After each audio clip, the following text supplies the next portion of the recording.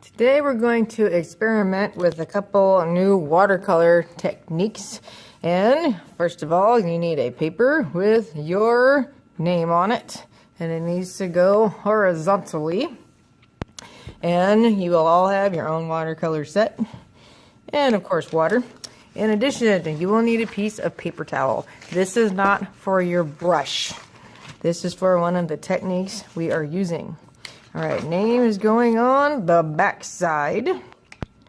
And you're going to try to work with colors that are beside each other on the color wheel. That is called analogous. They're next door neighbor colors. They're also colors that when they mix together, good things happen, and they make something called intermediate colors. For example, on the color wheel, red and purple are beside each other. If you mix them together, you get red-violet. So they would do good things in your sky. And you don't have to stick with just two colors. I could do the violet and red and orange because they're all in a row on the color wheel. So I think I'm going to go for kind of a sunset picture. I'm going to get my purple nice and wet and paint it on the paper.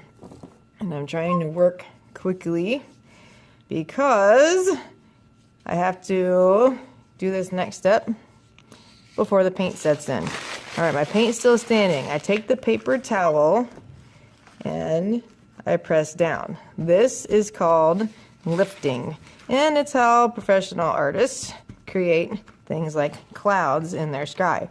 It only works when the paint is still standing on the paper.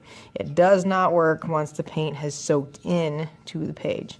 So I'm going to kind of work in stages. I'm going to add a little more purple to my paper, and then red. Make sure when you are painting that your brush is dancing on its toes and that the metal is not touching your page. All right, there's a little bit of red, violet, and red.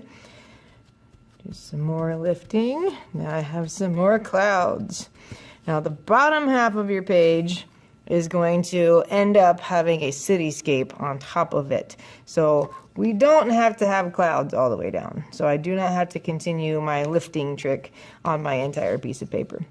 What I will do is create something called a wash. And this is where you take the paint and you make it lighter with water. Because as watercolor, we tend to not add white to make things lighter. We add water, and that's why it is called a wash. So I've got my red. I'm gonna move on into orange. Make sure it blends in with my red. Make sure they overlap a little bit.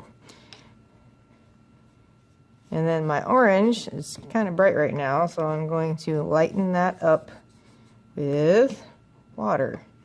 So I can put a bunch of orange in my lid, add some water to it, and then when I paint, it's a lighter color.